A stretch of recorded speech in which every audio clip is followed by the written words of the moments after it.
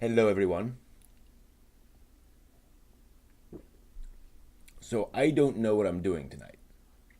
I am feeling pretty out of it today.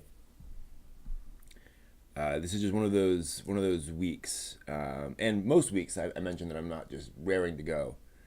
Um, but I had to take the day off work today because I had like a stomach bug, and I wanted to do drawing inward because it's the thing I want to do and I'm committed to.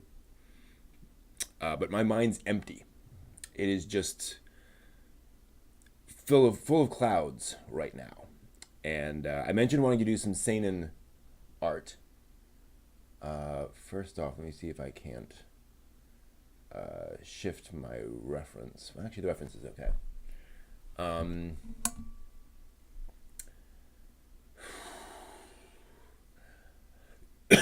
and I haven't had a chance actually to even assemble the previous animation, so that feels like a failure.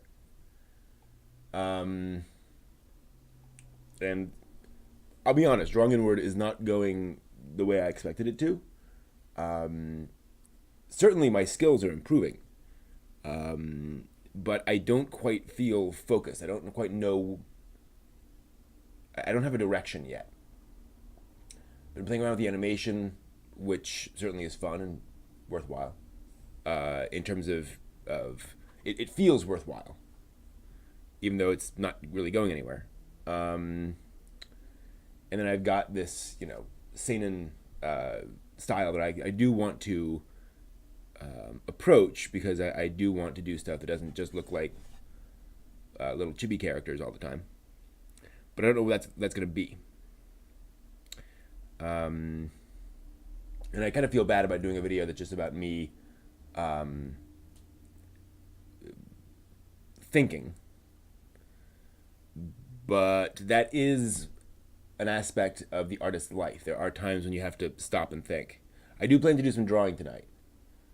But I just have to acknowledge the fact that I've hit something of a roadblock, creative roadblock. And rather than ignoring it, I want to face it and figure out what to do.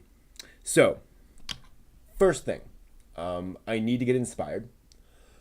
By that, I simply mean that I need to figure out a direction to go in. So I'm gonna grab some manga. I'm literally picking this up as I go along, by the way. I'm gonna grab some manga that I love, visually love. And we're gonna start with this, and yeah, I'll go with that and that. There's lots of manga that there's lots of manga that I love for various artistic reasons that don't have to do with like character design and such. But let's do a little thinking here.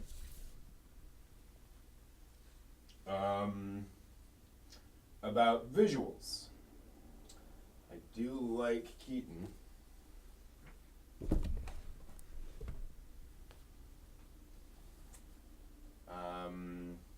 Oh, of course.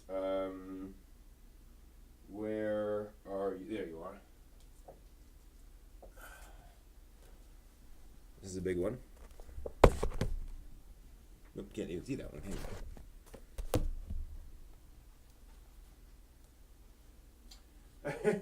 There's one over here that I can't show you.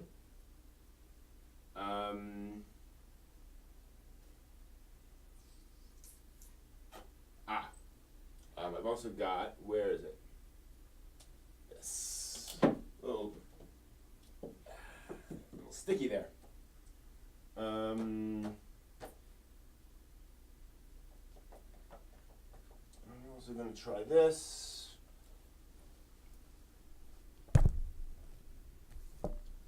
This is not all going to fit in one place. Let's remove our drawing reference.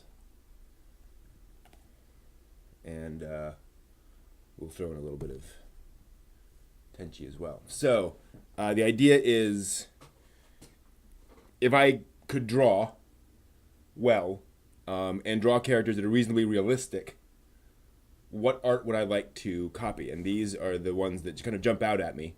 I could probably put Oh My Goddess in here as well, but Fujishima's style is just so distinctive.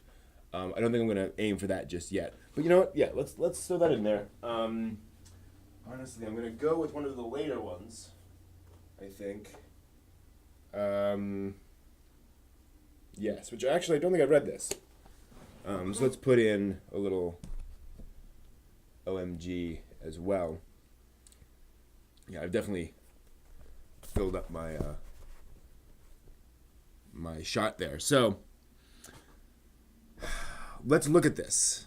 And I'm actually going to go chronologically by personal diary. Which of these did I read first? I think Ghost in the Shell.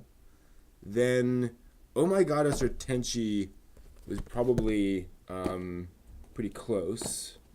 Nausicaa. Did I do Akira or Blam first? I'm not sure. We'll do it that way. Keaton is recent. Okay, so I think this is more or less, accurate order. So, what I'm going to do here, by the way, Quiet Country Cafe, Yokohama Kaidashi Kiko, would also be in this list. I just don't have any physical copies of that. So I'm going to go through these and look at these and ask myself, what is it about these art styles that I like, and do I want to mimic them, right? So let's look at this. Masamune Shirow's style here is quite dense. Certainly environments are quite complicated. These wonderfully detailed drawings. The art style, and I gotta be a little careful here because I know there is some nudity and some pretty strong violence. One thing I really like about Shirow's style is his willingness to be lighthearted and to go kind of silly and goofy at times. So this one here, if you can see that, it's having some problems focusing, as it always does. I wonder if I go in and force that. There we go. Let's just keep that open the whole time. So I think this is Togusa here. And you see we have this kind of silly expression on him, while everyone else has been pretty straightforward. Lovely little... That's Meiji Kusanagi in the manga, folks. And as you can see, it's a pretty simplistic, face. Eyes, bit of a nose, mouth, dimple. That's about it. Generally, character designs are pretty straightforward. But yeah, a lot of detail to environments, which I do like. And that is probably a skill I should develop at some point.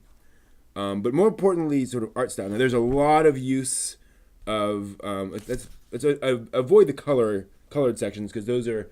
Shiro draws a little differently there. But a lot of use of tones and very specific inking techniques on a lot of these characters. So you see here, let's see, there's a good example. So the Major's outfit here, very shiny. I do kind of like that, although it is very late 80s in visual style. But I really like moments like that. Just those little quiet moments between characters and that general approach. Again, very straightforward, very, very realistic. Some things, more goofy, some things not. And what's interesting here is just that the level of relative detail. What's interesting here, too, I'm realizing, is you get goofy facial expressions and some fun dialogue. But otherwise, characters don't go super deformed. Some of the actual physical character designs are a little over the top. But, these are... Oops, gotta be careful there. Again. Careful there. There we are. So yeah, you got all of these.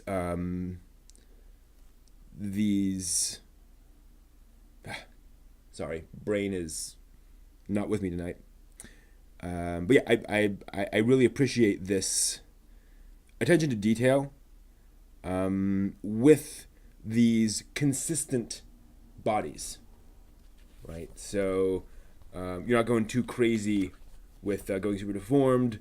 You just have characters with strange visual reactions and such, and then occasionally going kind of abstract with your symbolism and imagery there. So I do like that. The part of the problem here is I am dealing with Shiro very skilled. So there's a lot of cool stuff here that I can't necessarily mimic. I think it's one of the problems here is I'm comparing myself to somebody who's really impressive, and that's just kind of hard to do. So that's taught me that. So I'm keeping that in mind. Oh My Goddess. And this is a later volume, a more recent volume, volume 17. And I mean, Fujishima here, Fujishima. I just really like. Oh, these are more kid characters. So let's see more of the adults. Now, what's interesting about Fujishima is he doesn't do a lot of detailed backgrounds. He does at times. Obviously that's a fairly intense scene. But then there's a lot of just white backgrounds, and that works for me. There's also something about his character designs. They're just really attractive, and I know that's a vague word, a very subjective word. I think part of it is how wide those designs are. So if you look at, this is not the greatest drawing of Belldandy, look at how wide apart her eyes are. Look at how sort of childlike that face is. Even Kenichi there. Very simple character design, very classic, very easy to draw. That's another interesting thing actually about the characters is that, while that's a pretty ridiculous outfit in terms of realism, it's straightforward. Right? It's iconic. And I really appreciate, and that's a typical thing, granted, of manga and anime, is that approach to making something that is not realistic, something you wouldn't necessarily see in the street, but that is very tied to the character. Where you're like, that is what that character wears. Keiichi. Keiichi has this zipped up jacket he wears here, which I think is pretty common for Kei. Pull back here. Is that? Whoops. Again, got to be careful. Leather jacket on Kei there. So yeah, I think that's pretty cool. But similar thing here with Shiro. The characters don't jump into super deformed. They stay pretty consistent artistically. I would never want to draw a character with hair like Belldandy's. I mean, that's just absurd. But, look at that. Imagine trying to draw that, once or twice a page. But I think it's, you do have that, again, simple character designs. Eyes, rather big eyebrows. See if we can't, there we go. I have a different tone here. Pretty far apart eyes, big eyebrows, little check mark of a nose, small mouth. That's about it. And of course, Belldandy's little thing there. But very simple. Look at Kei there. Right, very straightforward. The hair's also kind of absurd, but I like that. I like that simplicity. It's intriguing to me why I like those pretty thick eyebrows. Obviously, the eyes are the windows to the soul, so I think that's useful. How thick? Yeah, see, Shiro has pretty thin eyebrows. Hard to see there because everyone's going, whoa, whoa, whoa. Togus has almost no eyebrows. Same with Bato. That's interesting. Huh. Yeah, I think I like the prominence of his eyebrows. I'm also intrigued here by realizing how rarely you see these characters full body. It's usually, faces, a few body shots, but it's pretty. There are not a lot of bodies here, zoomed in a lot, which I think is pretty cool. I don't know that I'm completely thrilled with that, but the more I think about it, the more that tells you more about the characters. So it tells me I need to focus more on my faces. Make some more. So I need to figure out faces and outfits. That's what that's telling me. How should I draw faces and outfits? Right. Okay. I love Tenchi Muyo. I love Tenchi Muyo. So when I saw there was a manga, and more importantly, that the manga was, it retold some of the anime stories, but a lot of it was original.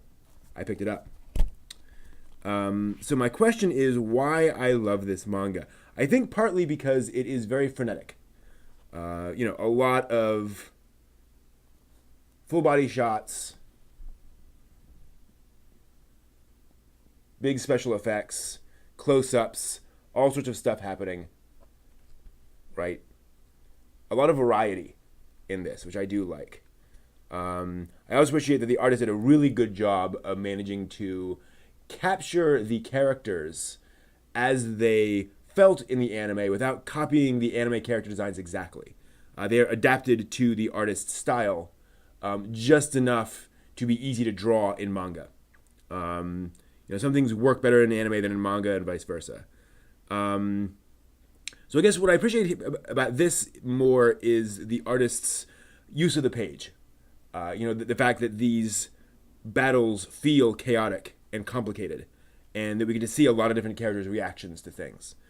And just that, I love these characters, right? So that is big to me.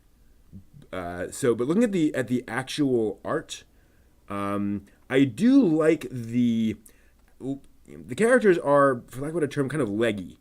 When you get a lot of full body shots here, that's a pretty tall character, and something about that appeals to me. There's that slight exaggeration that makes it feel like a comic character, like a somebody who is a bit more than reality. There's Sasami there. And I just think that is that appeals to me for some reason. Gosh, those are long legs. The more I look at them, that's worth thinking about. There's Mihoshi and Sasami. They don't feel quite as long legged, but that silhouette is interesting, I think, to me. So make your adults look like adults, basically. All right, now let's move on to some masterpiece work here. Nausicaa: The Valley of Wind. This is the original American release. It's been since re-released in a couple different, at least one more other version. But this is the one I bought and grew up with. So this is the one I'm familiar with. And if you haven't read Nausicaa, if you haven't seen Nausicaa, it's impressive. And the manga puts the anime to shame. The manga is just far more than the anime is, and partly because of how much Miyazaki accomplishes. What's interesting is it actually is not drawn much like manga. There's a bit of a manga-esque style to his character designs. Let's see if we can find a good shot of Nausicaa herself. You see this These are very dense pages. So it's not very manga in that way. Again, contrast that with what we saw of earlier. Well, where's the Master Yupa moment? There it is. So there's Nausicaa herself, and that's a pretty manga, Bishoujo character design, right? But the structure of the pages is, like I said, rather dense. Characters tend to be at a distance from us. Not a lot of close-ups. A few here and there. But there's a lot of showing off various things happening in the scene and cutting back and forth between a variety of different things happening. And again, I don't know if that's how I'd want to do that or do things, but what's interesting here is how this does create, it's not really a cinematic feel. It's an epic feel. Again, one of the impressive things is that the Nausicaa film is certainly an epic, but this here is a comic epic, which is not structured the same way. Partly because the comic can just do things that animation cannot.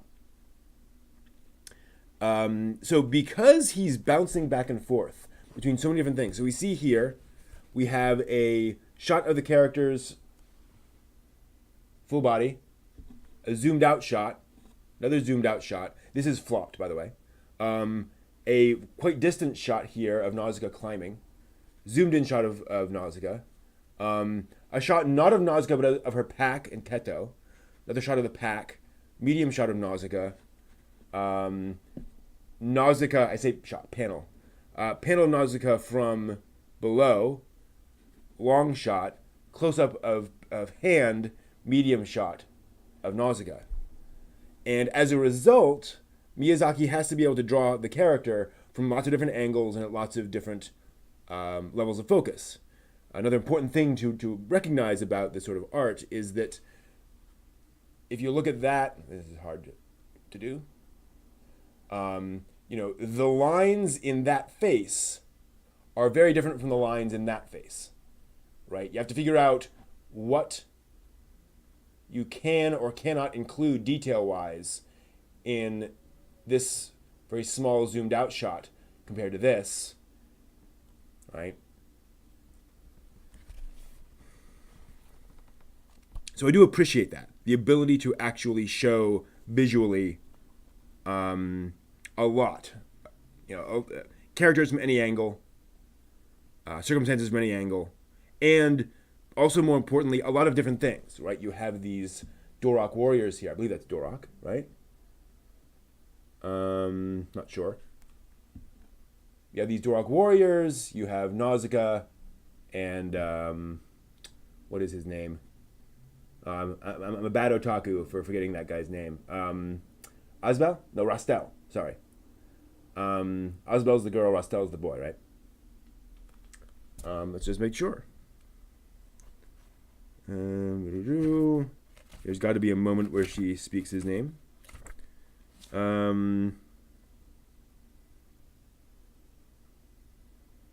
Dorok. The boy.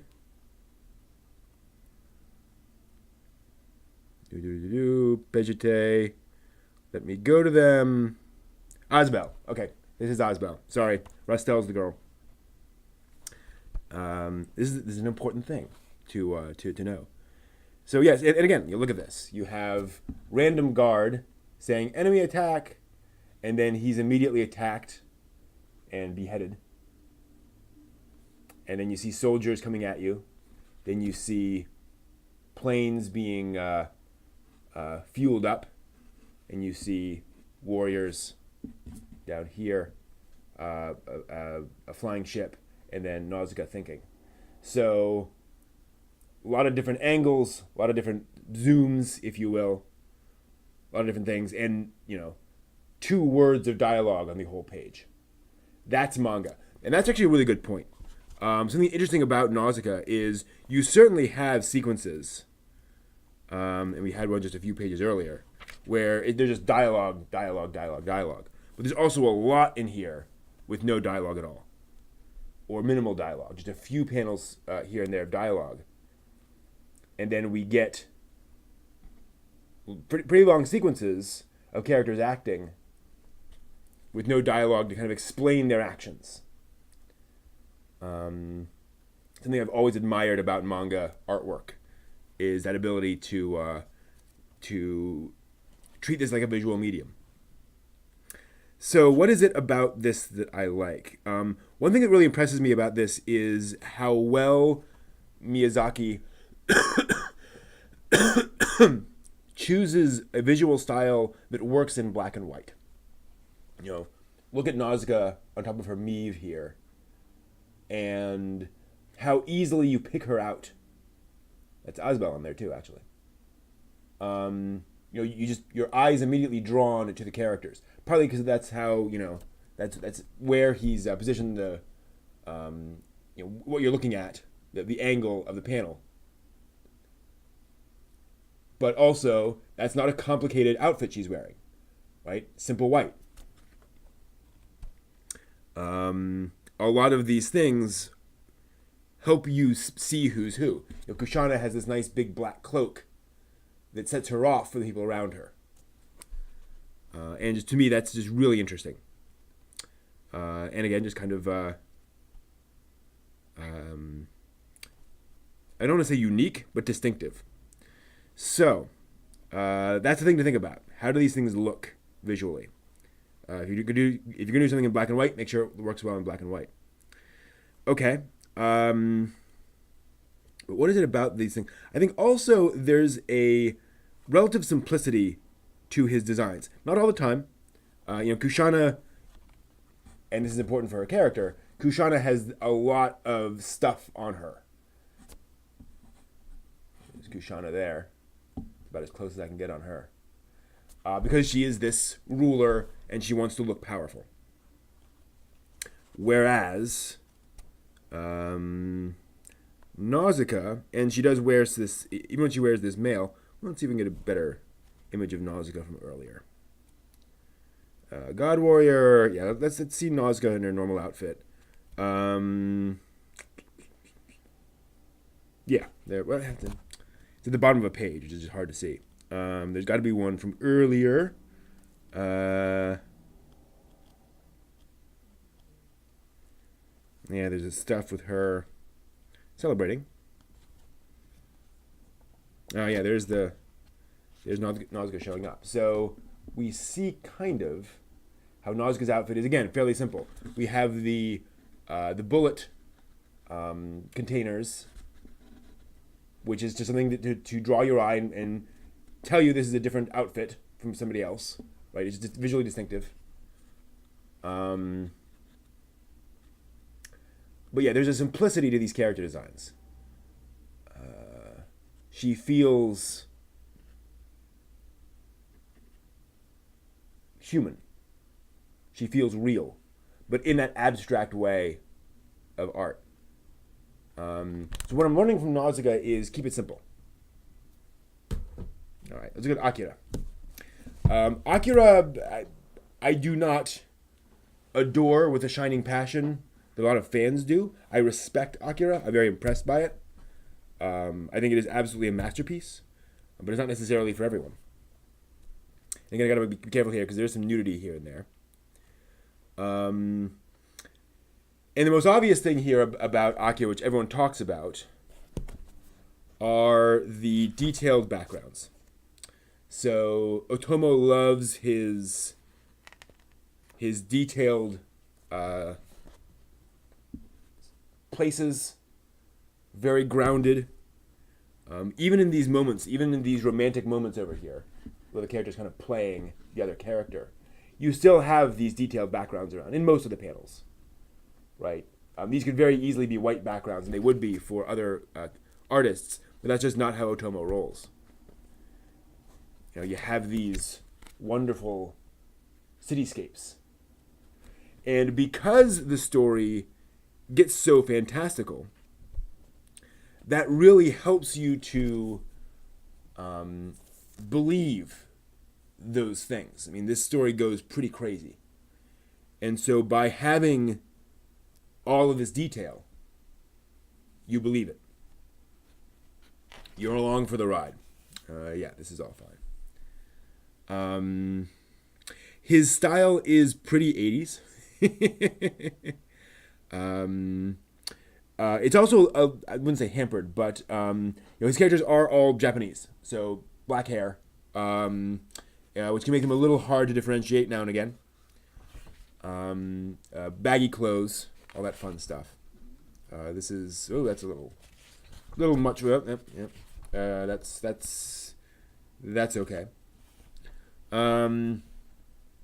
So yeah. And again, one of the difficulties here is that this is one of those stories that is very, it is made by a very skilled artist who is pushing himself very hard. Lots of different angles, lots of different visual styles, if you will, where some characters are a little more over the top. It can get a little more abstract, So, yeah, I would not want to copy his Otomo's character designs, I don't think, nor necessarily his approach. So, this is a useful thing to learn. Again, if I ever produce something as impressive as Akira, I will die happy. But Akira is not something that I want to mimic. Good to know. Blam. I guess that's how it's supposed to be pronounced. Also, architecturally very detailed. And again, I gotta be careful here. A lot of blood and gore here. But the architecture is used more for visual effect. So there are these big visuals, and there's a lot of this sense of scale and place, especially during these combats. But then it can go pretty simple. Like when you look at these, yes, there's this sense of where you are, but there's a lot of black, right? There's a lot of darkness. This panel over here is just Killy hanging out. So he's not overwhelming you with architecture. And I think that's one of the things I really like, is that you definitely feel like you're in this weird place. But it doesn't feel grounded in the way Akira does, where Akira is, this is real world. This is the real world. This is a real place we're in. Blam is, and it's partly because of the art style, partly because of this use of tone, of this use of white highlights on things that are a little sketchy, right? So if you look at this panel here, yeah, you're seeing a lot, but you can't obviously tell what all this stuff does. It feels definitely industrial, commercial, but it's not like, oh, that's a nurse's office, that's a motorcycle, right? And I like this purely from the perspective of liking it visually. So again, I don't know that I would do this specifically. In terms of this actual way of doing things, again, got to be careful of visuals here. That's a little creepy, but not bad. This is different. I think one of the reasons I like this actually is the fact that it strikes that balance between drawing backgrounds, drawing locations, while also while not trying to overwhelm you with details, so to speak. And sometimes he goes for one of these really big epic moments, which is probably a bit more than what I would do if I were drawing something like this, but I think it's kind of interesting. Okay. I don't really like the facial character designs behind this. I'm going to switch to Blam 6.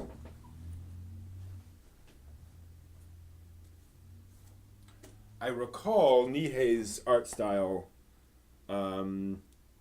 Yes, changes dramatically. So here are his faces. I would say improves dramatically. So they're still weird. They're still a little, I want to say abstract, a little sketchy. But they feel more consistent. There's a classic Kelly right there. And I am drawn, the shininess of the book. There we are. I am drawn to this style. Yeah, I don't know that I want to do it all the time. I'm trying to avoid spoilers here too. So yeah, here's some great example of some of these big spaces.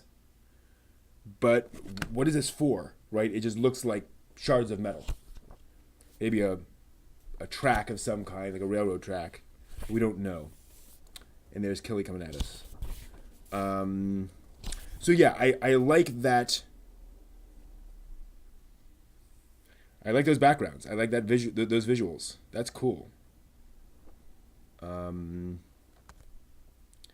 But it's not my approach, visually or artistically. That said, I think this would be a really interesting style to try to attempt just as an experimentation. This would be a good thing to practice, just to learn a few things about inking, about black on black, about these things.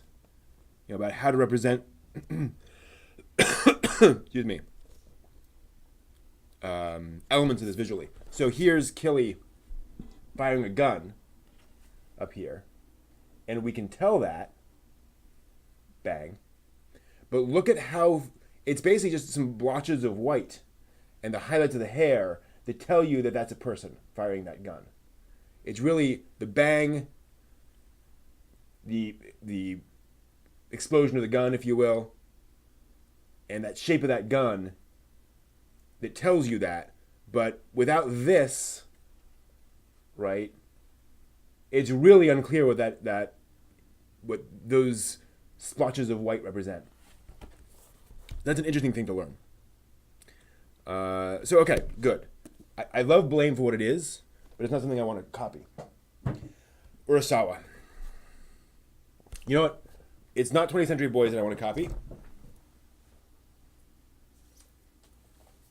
It's Pluto. Because Pluto was the first Urasawa that I came across. Because I had heard that he was adapting Astro Boy and trying to be realistic with it. And this is my first Urasawa, and here we go. So what's interesting about Urasawa is how his characters look and feel so realistic, relatively speaking. This is about people, real people. And he doesn't go for over-the-top character designs.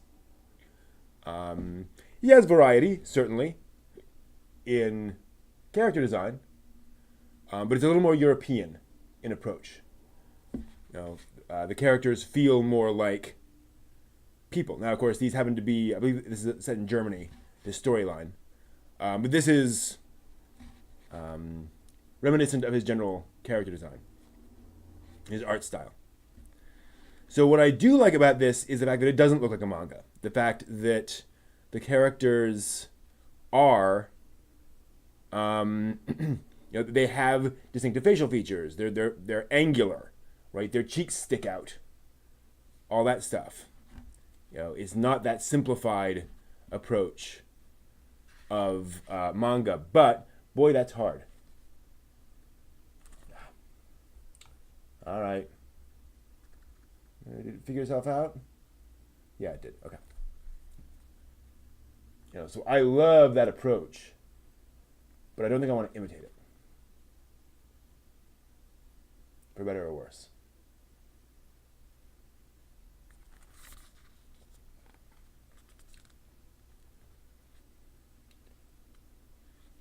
Urasawa likes his close-ups, a lot of close-ups in his work. which I think again is one of the reasons for the power of his works, that they feel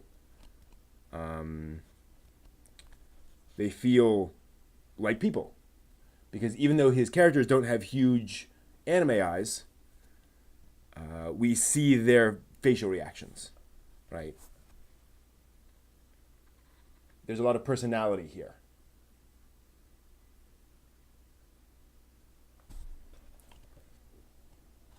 I would not mind playing around a bit with these visuals, with the way he draws characters.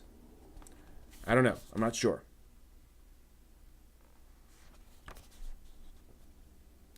One other thing I like about Urasawa's work is that while he does have a lot of close-ups, it feels more filmic in the sense that you can certainly imagine a movie where the shots are blocked this way, where the camera is zoomed in that far.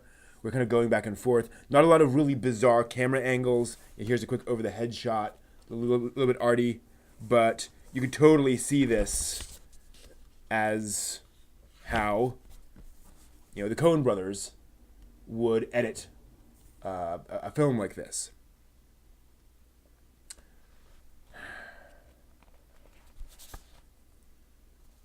Yeah, I don't know. And again, part of the problem here is that manga artists have staff. They have an assistant. Urasawa draws the characters, then hands it off to an assistant. The assistant is drawing the castle and the wall and the floor and all these details. Urasawa doesn't have to do all that anymore. But then, on the other hand, Urasawa had to do it at some point.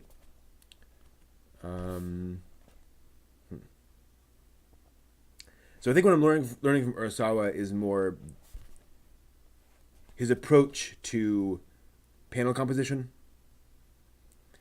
I love Urasawa's storytelling. He's a master at structuring a story such as to intrigue you at the beginning and develop it. Page by page by page, you are drawn a little further into this story. So, I love Urasawa for things not directly relevant to art, or I do love his art style, but I'm not going to try to mimic that specifically right now. And same thing with Master Keaton, I think. Master Keaton is an earlier work, and what I like about Master Keaton is that it is a little bit looser. It can be more funny, more comedic. It plays around with Keaton himself quite a bit. But it also is very much set in the real world with real people trying to deal with real world problems.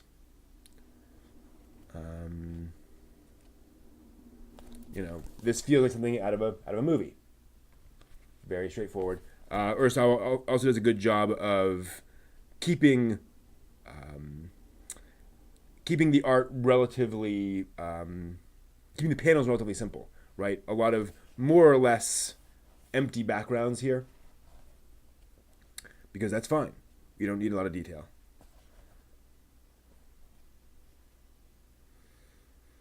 So yeah, I love him for his art. Okay, so I love him for his larger pieces.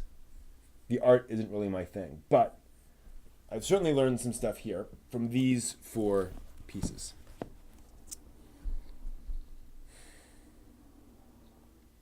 I like Nausicaa's simplicity. I like Oh My Goddess in more or less every way, just visually. I like the cuteness of the characters, the prettiness of the characters, but that may not be what I want to do. I don't know, but it's worth experimenting a bit. Oh, Erd's just adorable. I'm sorry, Schooled is adorable. Erd can be adorable too, but Schooled.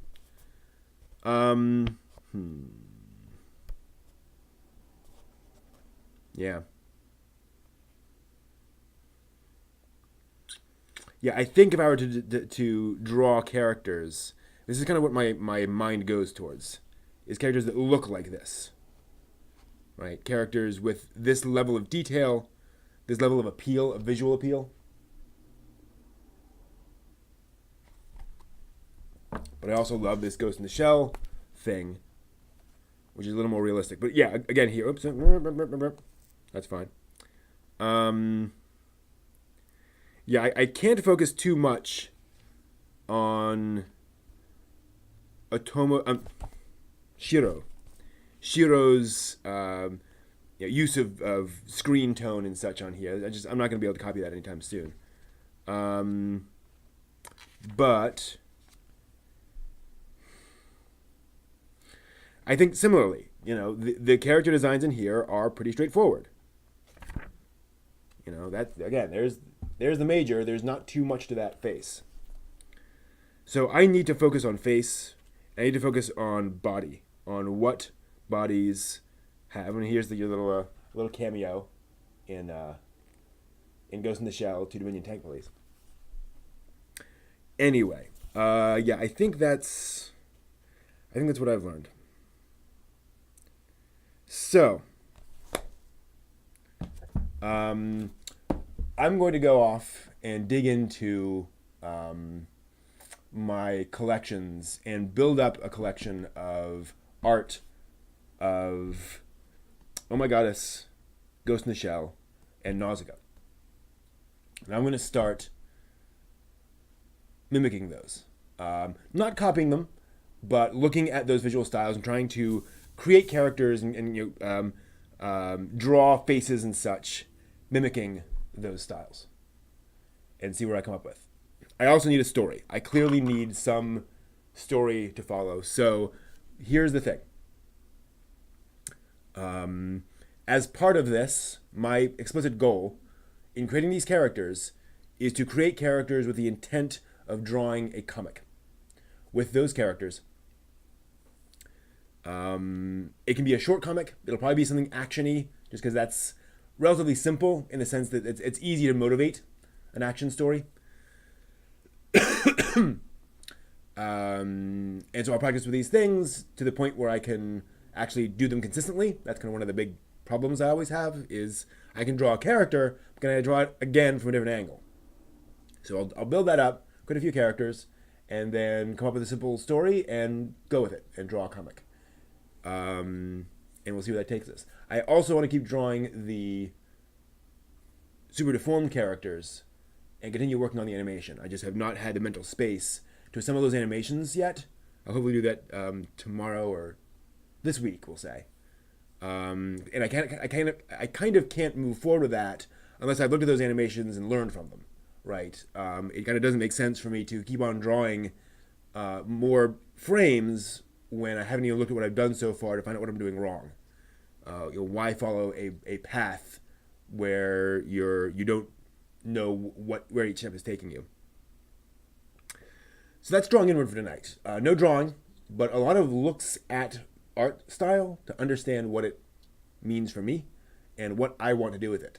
If you're in a similar spot, this might be of help to you. Obviously,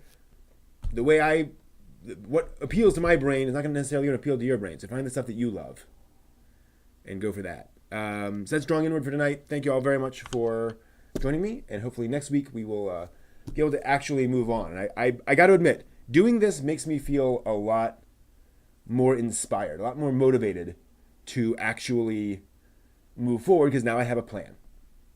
And now I know what I need to do next. And more importantly, what that will get me to. Right? So, thank you all very much. Till next week, draw something.